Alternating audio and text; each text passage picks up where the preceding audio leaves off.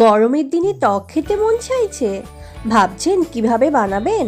তাহলে আজকের রেসিপিটি থাকছে সম্পূর্ণ আপনার জন্য। নমস্কার, আমি প্রিয়াঙ্কা। আমার জাস্ট রিল্যাক্স ব্লগসে আপনাদের সবাইকে স্বাগত। চলুন তাহলে দেরি না করে রেসিপিটি শুরু করা যাক।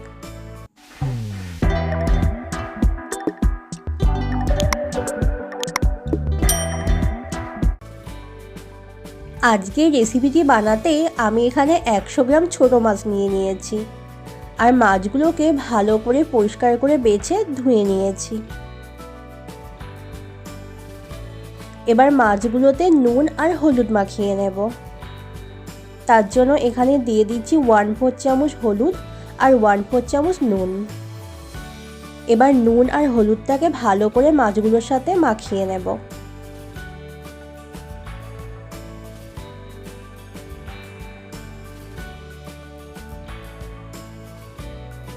মাছগুলো নুন হলুদ মাখানো হয়ে গেছে। এবার একটা বাটিতে নিয়েছি পাকা তেঁতুল আর জল। আমি তেঁতুলটাকে আগে থেকে জলের মধ্যে ভিজিয়ে রেখেছি। এতে তেঁতুলটা গলে যাবে, ফলে তেঁতুলে কাঠটা বের করতে সুবিধা হবে। এবার একটা কড়াই গরম করে নিয়েছি। কড়াইয়ে দিয়ে দেব সর্ষের তেল।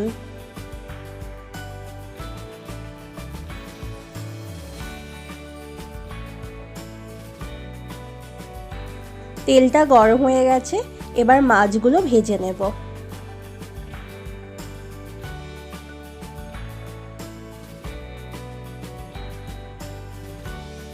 মাছগুলোর একদিকটা ভাজা হয়ে গেছে। এভাবে নেড়ে চেড়ে অপর দিকটাও ভেজে নেব। তবে হ্যাঁ, মাছগুলো কিন্তু খুব কড়া করে ভাজবেন না, হালকা করে ভেজে নেবেন।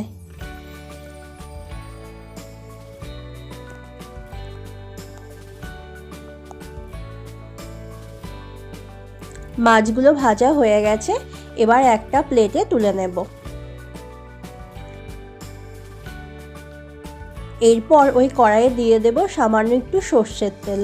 তেলটা গরম হয়ে গেলে ফোড়নের জন্য দিয়ে দেব 2টো শুকনো লঙ্কা আর সামান্য একটু কালো সর্ষে। ফোড়নটা একটু নাড়াচাড়া করে এবার ওর মধ্যে তেঁতুলগুলোর জলটা একটা ছাঁকনির সাহায্যে ছেঁকে দিয়ে দেব।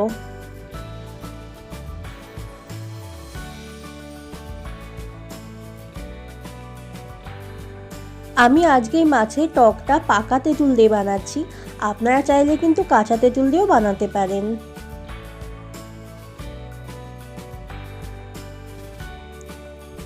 জলটা ফুটে গেলে ওর মধ্যে দিয়ে দেব স্বাদ অনুযায়ী লবণ আর 1/4 চামচ হলুদ গুঁড়ো।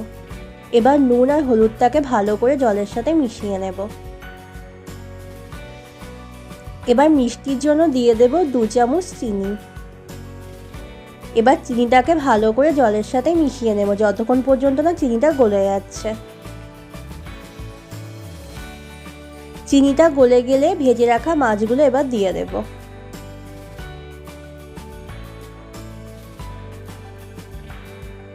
আপনারা অবশ্যই রেসিপিটি ট্রাই করবেন আর কেমন খেতে হলো জানাতে কিন্তু ভুলবেন না। মাছগুলো দিয়ে 5 থেকে 6 মিনিট ফুটিয়ে নামিয়ে নেব।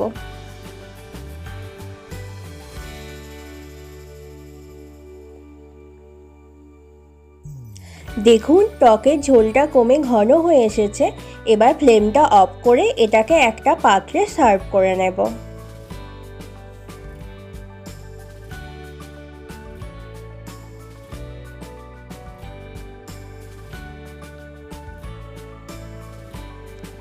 ব্যাস রেডি হয়ে গেল আজকের রেসিপি ছোট মাছের টক।